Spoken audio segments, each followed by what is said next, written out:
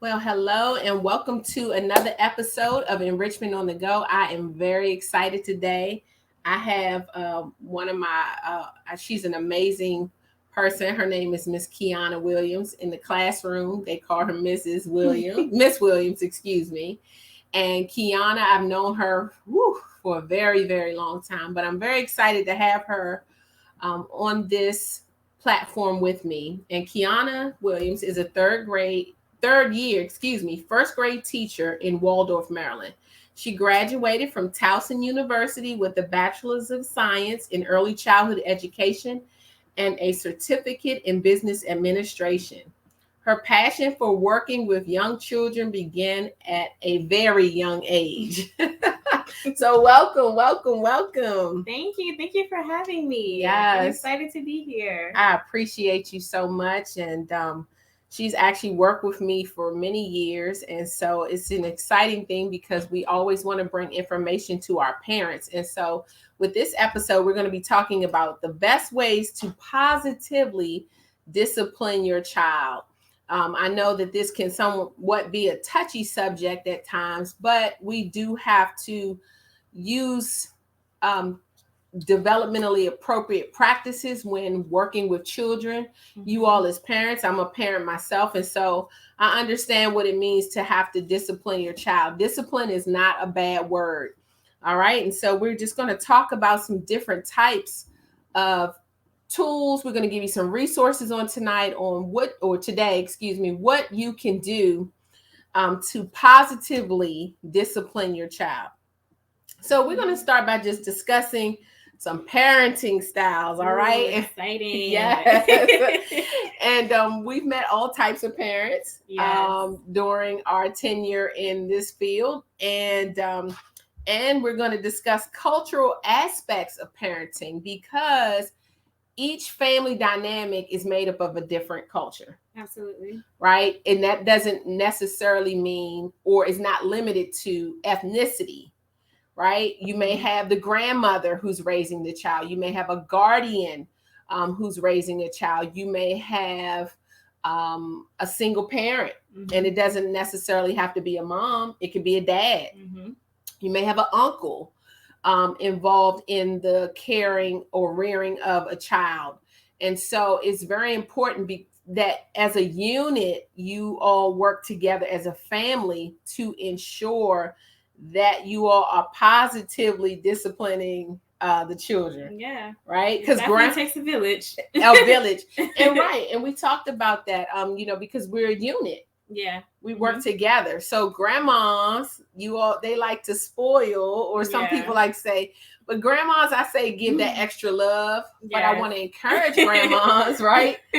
When you give that extra love, that you are ensuring that developmentally the child is still being almost held accountable just for their actions. Absolutely. And it's consistent.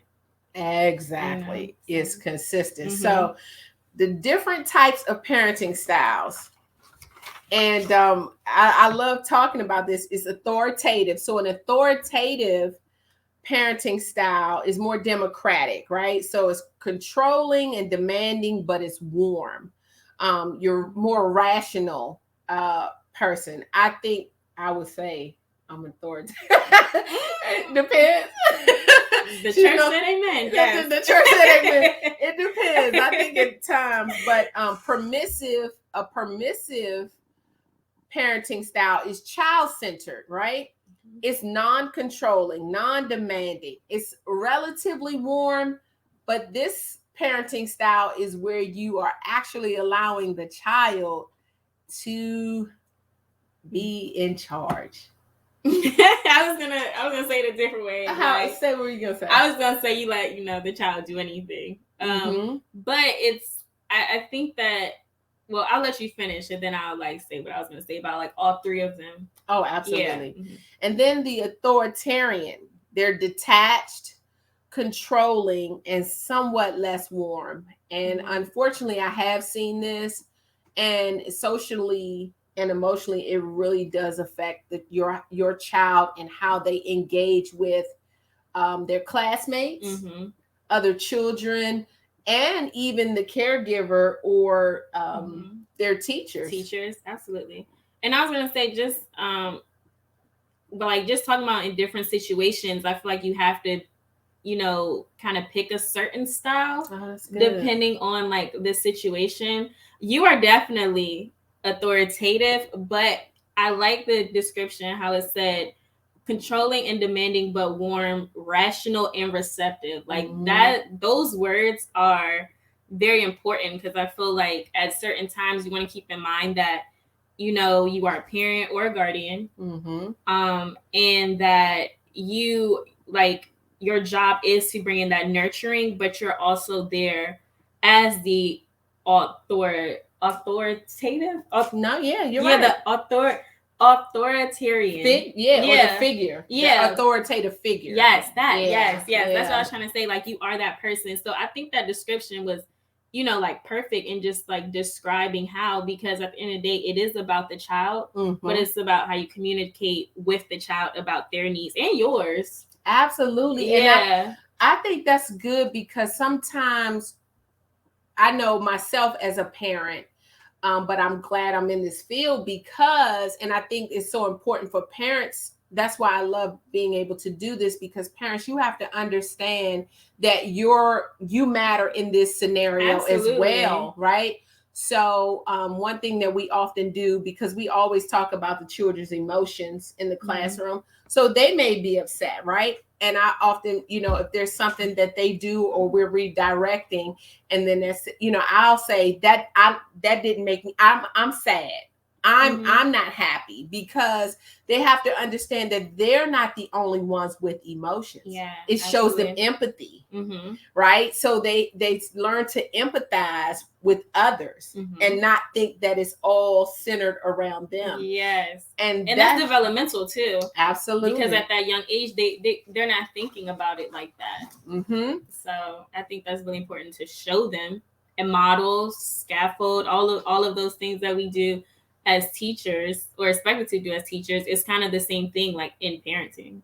It really is. Yeah. And I think sometimes where the disconnect can be is that parents sometimes, not all the time, but sometimes parents only expect that from the teachers or the caregiver, right? But you parents, we're expecting it from you as well, because what is modeled in the classroom, even behavior wise, right, often is taking place at home. And so it is just being modeled. So when the teacher may contact you and say, your child is having some behavior issues today, don't bash the teacher. Let's work together. We're not going to bash a parent. We want to work together, because at the end of the day, as Keyanna said, it's centered around the child. Absolutely. And what we are trying to produce productive citizens. Productive citizens and citizens with emotion and compassion and all of these things. And I also was going to add just like consistency. Absolutely. So when, and sometimes like even if I do have to contact a parent, I'll sometimes ask, like, do you see these behaviors at home? Absolutely. Because if you see this at home too, like we really need to work together to like get to the root of this issue. Right. And I think that's the way we say it, right? Even to one another, parent to teacher, right, or parent to caregiver, is not in a way that is to diminish your role as the parent or our role as the caregiver or teacher. It's okay. Are they modeling these behaviors at home? First of all, we're not just going to call you. There may be an observation first. So we're observing, because it could just be a moment. Children have moments. People have moments. Everyone has moments. Everyone. Yeah, it could just completely be a little bit of a meltdown there. And it's like, wait a minute. And I remember last year, and I've had this transpire before, but, one of the children in my program, they have a guardian. And one of the guardians passed away. And so they let me know, and I was very thankful for that information. And even up until this year, one time we were out and I could see him kind of looking off. And so I said, hey, what's going on? And he said, I miss Pop Pop. And in that moment, all I did was say, come here, and give him a hug. Because I had to connect with the child. And I think it's very important that we understand, parents, that you connect with the child. You may have something when you pick up your child from school, you may be going right to something else, but just really try to be mindful to say, hey, how was your day? Or even I had a rough day, depending on the age of the child, right? I think it's important. And so the importance of routine and how that should reflect guidance is really what we're talking about for the child in all who interact with the child. So let's talk about the importance of routine. Very important. But I think it's also just because you are what's the like drilling, not drilling, but when you model, like you keep doing something, there's a word. It's repetitive. When something's repetitive, yeah, but you're demonstrating.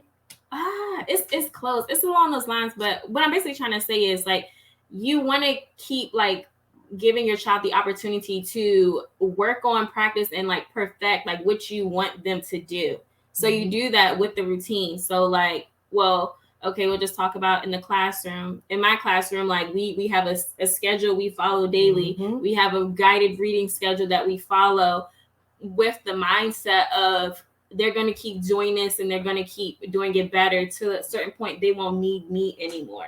Absolutely. And that's when you're training, up a child. Like that's that training. That routine is their training. And it is. I got to figure out that word. Like I know. Remember it. I should know it too. I was about to say there's a word for it. Like the reason that you do. I'll figure it out. Okay. Next episode.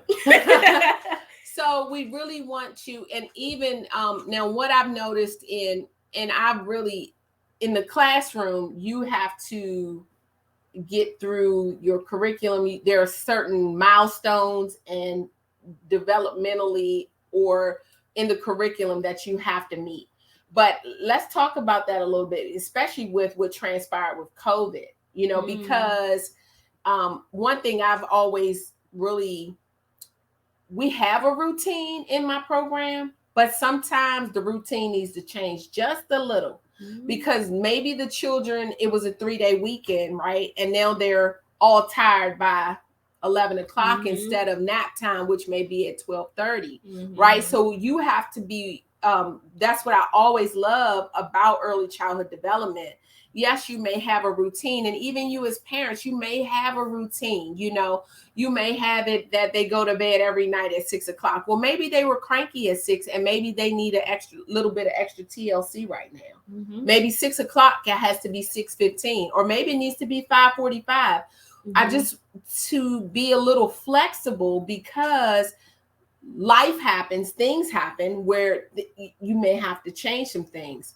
But positive discipline, and I just want to encourage you all, if you're on the road with your child, or you're taking, you're in I don't know, maybe you're at an event or something of that nature, and you have to take your child with you, make sure you have some developmentally appropriate toys, something to engage the child. Don't expect a 2 or 3-year-old to sit for 4 hours, because you're going to become frustrated. They're going to become frustrated, and there's no need. If you give them, pack a little backpack. I used to do that all the time when my kids were young, right? No matter where we went, they had their own little backpack. They had their own little snacks. You remember you laughing? Yeah.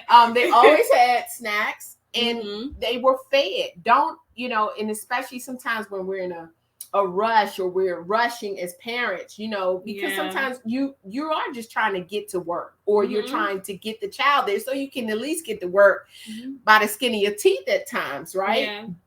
However, if you leave a bag that may be packed for them, so that child, or you could grab, or it stays in the car. Yeah, right? I was just about to say that has something that stays in the car. So right. Because you never know, like, oh, I have to, run here or run there. And so, like, you always have it. And you also said something like developmentally appropriate, but all of this is basically showing your child that you are there as their caregiver, as their parent to respond to their needs. That's awesome. And it's like, you like, think about like when you're hungry and you're cranky, or when you're tired and you're cranky, like when like your needs, basic needs, Maslow's hierarchy, when those needs aren't met, like you're not productive, like you may have attitude, like your emotions get in the way. So it's really showing them like how, okay, like mommy, daddy, papa, whoever, like they're showing me how to take care of myself. That's awesome. You know, like it's that training. It's all in their training. And then I like how you, well, this is way back, but I like how you said that discipline is not a bad word, because discipline is one of those words where it's just like, you know, like I almost want to say taboo in a sense. Yeah, it is. Yeah, it is. And like you do have to throw positively in front of it, because there is a way to do it where you aren't hurting your child's feelings, you aren't hurting your own feelings, but you're also like not, you know, I probably want to say like you're not showing them that since I am the adult, like you do what I say do, because this, because that, and I'm gonna raise my voice and talk to you like this because, any kind of way. Yeah, because I'm the adult. Right. And that almost is more like a lordship, or you belong to me. You know, I tell you what to do. And you are, but you want to be sure you're guiding behavior instead of no. Now that doesn't mean you're never going to tell your child no. Oh, it's absolutely. Don't get it. Don't get no. Yeah, absolutely not. It's not. It's definitely not that. But it's a balance to it. Absolutely. I mean, I would, for you. Let's talk about you for an example. Oh no. Like I feel like when we were younger and you were disciplining us and stuff, like you the first thing you do was told us what we were doing wrong. And then you gave us like a opportunity to, one, like fix it, or two, give us another option just in case we thought we wanted to do something like that again.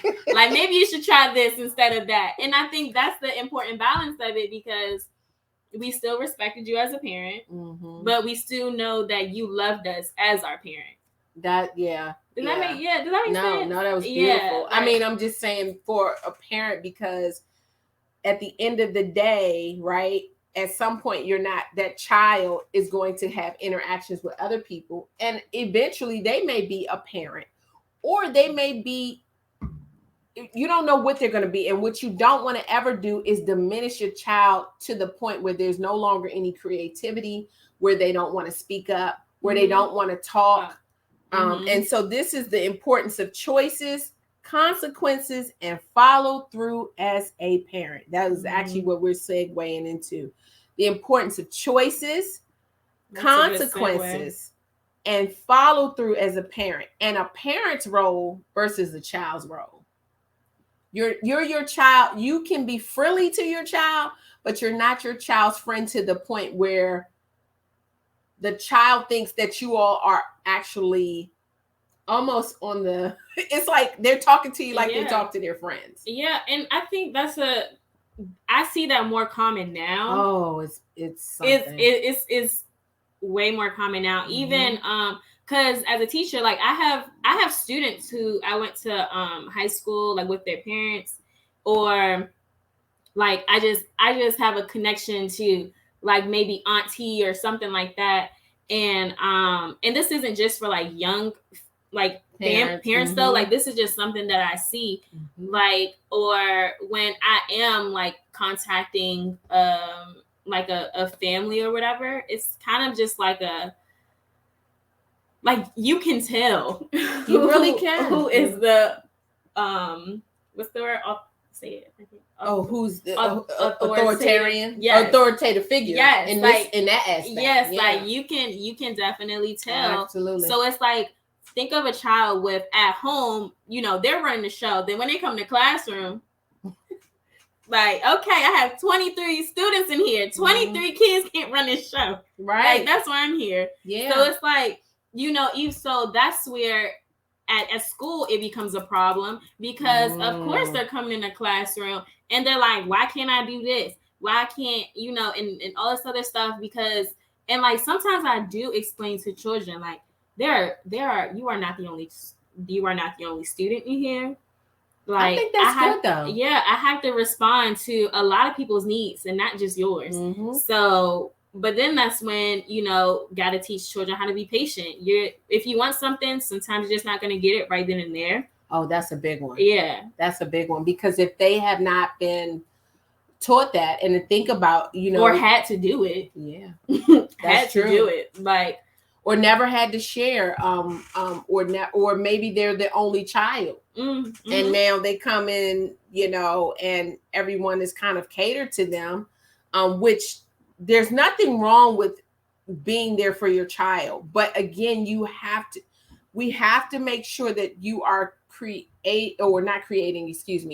that your child developmentally can handle things, because if I've seen some children, if you say no thank you or not at this moment, it's a whole meltdown. I'm not talking about a toddler, because a 2-year-old where that's developmentally appropriate. I'm talking a child who's 8, right, who's never been told no, or you have to wait, and that is, and it's true, right?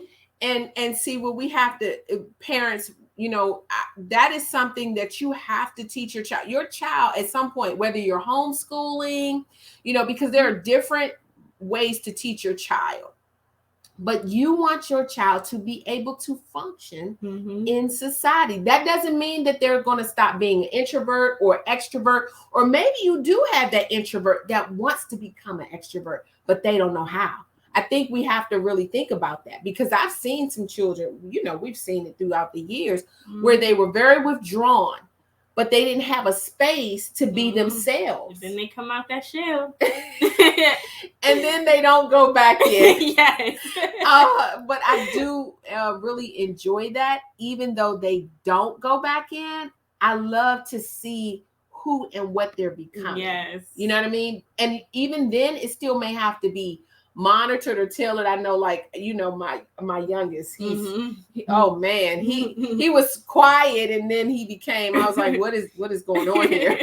But it had to just be, but he was figuring himself out. That's good. He was figuring himself out. Like, even just watching his stages, he was trying to figure himself out. And that's literally, I mean, we all get to a point where we're trying to figure ourselves out. Yeah. And it's just and it's possible to experience that as a child. I think that's good, because it helps with their creativity. You can see where they're going early, you know, what they have, you know, what their likes are. Maybe you have an artist on your hand. Maybe you have a Picasso. Maybe you have musician, an architect, an archaeologist. You know, you don't know, but what you don't want to do is limit what could be trying to come out. And it doesn't necessarily have to happen when they're 35 or 50, you know, and that's not to diminish anybody else, but I love to have children. I love to see them dream and talk about things, because it's like, it's beautiful. So when you positively discipline, it allows a space and a time for you and your child to regroup, to reassess. Maybe you do need to change some things. And even let's talk about like bedtime routine. I think it's very important. You go ahead, right? Because wait a minute, when your kids didn't like to go to sleep. Yeah, right. No, but when you have that cranky child that comes into the classroom, you as the teacher now have to assist that child. So parents, if you know if your child had a rough night, you know, let the teacher know. Absolutely. Or shoot an email early in the morning. You can voice text the email. I think that's important. Or hey, I remember we had a child in the program, and there was he had been in our program for about 2 years, and then all of a sudden he was 4 and he just kept screaming. And I said, what is going on? So I reached out and I said, hey, did something change within the home? And a family member had moved out. And it was affecting because mm-hmm. the social connections, the emotional. And I said, okay, that's what's going on. And I think that's important too, because just how you reached out and asked, I feel like sometimes parents, if they don't know, like, okay, let's say we're telling the parent, like, cater to your child's needs, but what if a parent doesn't know their child's needs? Like, how do you figure that out? And I think sometimes, and not in all situations, sometimes you can just simply ask, what are your needs? You know, just how you reached out and said, what is going on? You know, you can kind of have that, especially if, you know, you have a child who is really good with communication. That's good. Because that's also another thing, like teaching your child how to communicate. Like if mommy doesn't say how she feels, or daddy, or no one ever communicates to me how they feel, how am I gonna communicate? Yeah. And then so it's in like, one, first you gotta, you know, model how to communicate, but also just ask, like, how are you feeling today? Right. Or what's wrong? Like, what do you need from me? And I think the communication piece is very important, because when you teach your child to effectively communicate, you won't get, I mean, I've had children come in my program and they're cursing at 3, you know, and I'm like, okay, something's happening at home. So we have a little bit of a word here. So what I'm saying is, if you're upset, parents, you know, dang nabbit, or, oh my goodness, you know, they pick those words up. They're sponges. They are literal sponges. So whatever you're doing, I mean, I've seen some really bad behaviors that have been modeled, you know, but what we want to do is equip you all as parents, or if there are things that you know that you want to do or you're doing, that you be very mindful of what the child is saying. I think that's because that positive. And you can correct yourself too. That's good. Like, let's say you did slip up, or let's say you have been wait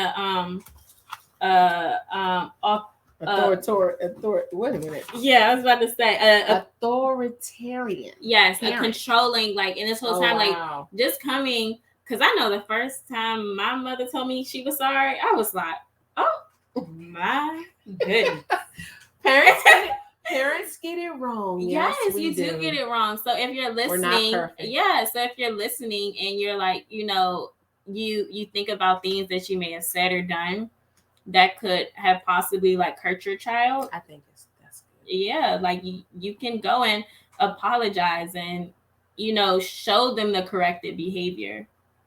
And that's really good, because if not, sometimes, you know, that's where bullying could even come in, if you're not showing the child that you don't get it right all the time, you know, because we're human. So I think showing the parents, showing them your side, your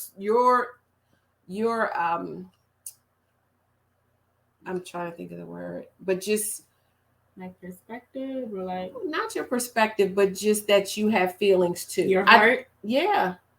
Showing them your heart. Yeah. And I'm hurt, or mommy's had a bad day, or, you know, I think that's one thing that I'm really happy about, is that, like, my husband and I, we've always done that. Like, talk to your children. It's important. And it can be developmentally appropriate, but you need to have conversations. You know, sometimes I've seen, and it's not always that it's your fault, parents, you know, sometimes you may have to move abruptly or something of that nature. And so what you can say is, hey, we have to move. This isn't a good situation, but we're going to be okay because we're together. And that may be all you can say to them. But I think that would be an amazing way to keep the lines of communication open with your child. Absolutely. Yeah. And, you know, allowing them to have choices within their space. You know, if you create a space, their room, let them have choices within their room. Right. For instance, at nap, okay, or it's bedtime. Right.